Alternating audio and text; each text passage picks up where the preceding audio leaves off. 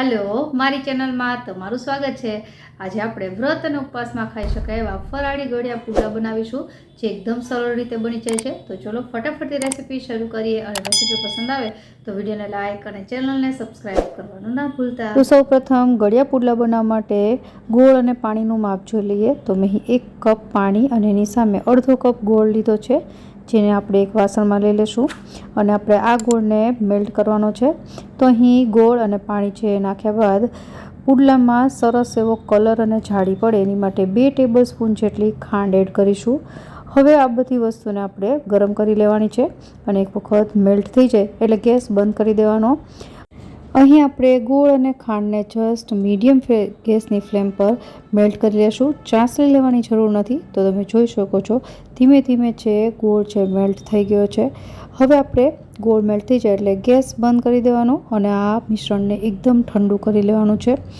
આ સ્ટેપ કરવું એટલા માટે જરૂરી છે કે જ્યારે તમે પુડલાનું બેટર બનાવો ત્યારે ગોળ છે એના આખા ભાંગા કટકા જે ન આવે નહીંતર બેટર સારું નથી બનતું। તો હવે આપણે ગેસ બંધ કરી અને આ ગોળ અને ખાંડવાળું જે મિશ્રણ છે એને એકદમ ઠંડુ કરી લેવાનું છે। એકદમ ઠંડુ થઈ જાય ત્યારબાદ જ આપણે પુડલાનું બેટર બનાવીશું। તો ગોળ અને જે ખાંડનું મિશ્રણ હતું એ એકદમ ઠંડુ થઈ ગયું છે। હવે આપણે એને પહેલાં તો ગળણી વડે ગાળી લેશું જેનાથી ગોળમાં ઘણીવાર કચરો હોય છે એ નીકળી જાય। તો આપણી પાસે ગળ્યું પાણી તૈયાર થઈ ગયું છે। હવે આપણે લોટનું માપ જોઈ લઈએ। તો 1 કપ રાજગરાનો લોટ લેવાનો છે। અહીં આપણે 1 કપ પાણી, અડધો કપ ગોળ અને 2 ટેબલસ્પૂન જેટલી ખાંડ લીધી હતી એની સામે 1 કપ રાજગરાનો લોટ છે સમાઈ જાય છે। ત્યારબાદ અડધી ચમચી જેટલો ઇલાયચી પાવડર જેનાથી ફ્લેવર સરસ આવશે અને હવે 1 ટેબલસ્પૂન જેટલું મેલ્ટેડ ઘી છે હંમેશા મેલ્ટ કર્યા બાદ જ ઉમેરવું। હવે એક વખત મિક્સ કર્યા બાદ જે આપણે ગોળ અને ખાંડનું પાણી તૈયાર કર્યું હતું એને ધીમે ધીમે એડ કરતા જઈને વિસ્કરની મદદથી મિક્સ કરતા જવાનું છે। આ બેટર બનાવતી વખતે એક વસ્તુ ખાસ યાદ રાખવી, ક્યારેય પણ પાણી એકસાથે ન નાખવું। અહીં આપણે લોટમાં જેટલા પાણીની જરૂર પડે એટલું એડ કરતા જવાનું છે અને મિક્સ કરતા જવાનું છે।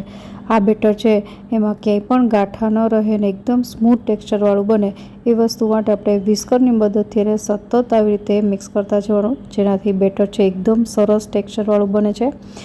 તો અહીં 1 કપ રાજગરાના લોટમાં મેં જેટલું પાણી તૈયાર કર્યું હતું એ બધું જ સમાઈ ગયું છે અને હવે આપણે સારી રીતે એને ફેટી લેવાનું છે। તો લમ્સ ફ્રી એટલે કે ગાંઠા વગરનું એકદમ ફ્લુઈ કન્સિસ્ટન્સીવાળું આપણું ફરાળી ગળ્યા પુડલાનું બેટર તૈયાર છે। હું તમને ચમચાની મદદથી બતાવી દઉં તો આ ટાઈપનું બેટર છે બનવું જોઈએ જેનાથી પુડલાનું ટેક્સચર છે ખૂબ જ સરસ આવશે અને પુડલા ખાવામાં સોફ્ટ બનશે।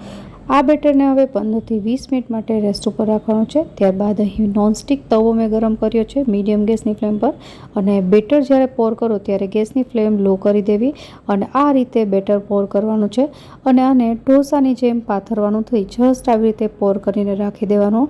આમ પણ પુડલા છે થોડા થીક હોય છે તો અહીં બેટર છે એક વખત તવા ઉપર સેટ થઈ જાય એટલે ઉપરથી હવે સફેદ તલ છે સ્પ્રિંકલ કરવાના છે જે ખાવામાં ખૂબ જ સરસ લાગશે અને ત્યારબાદ બંને સાઈડ આપણે ઘી લગાવીને પુડલાને શેકી લેવાનું છે।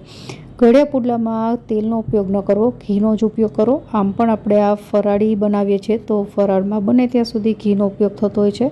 તો આ રીતે બંને સાઈડ આપણે શેકી લેવાનું છે। એક વખત શેકાઈ જાય એક સાઈડ એટલે આપણે એને પલટાવી લેશું અને તમે જોઈ શકો છો એકદમ સરસ જાળી પડી છે। લગભગ એક સાઈડ શેકાતા 2 થી 3 મિનિટ જેવો સમય લાગે છે।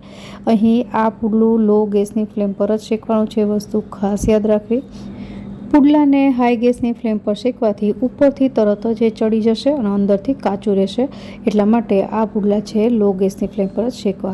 તો પુડલા છે બંને સાઈડ સરસ રીતે શેકાઈ ગયા છે। આપણે એને લઈ લેશું અને આ જ રીતે બધા જ પુડલા તૈયાર કરી લેવાના છે અને અહીં મેં જેટલું માપ લીધું હતું એ પ્રમાણે મીડિયમ સાઇઝના 5 પુડલા તૈયાર થયા છે।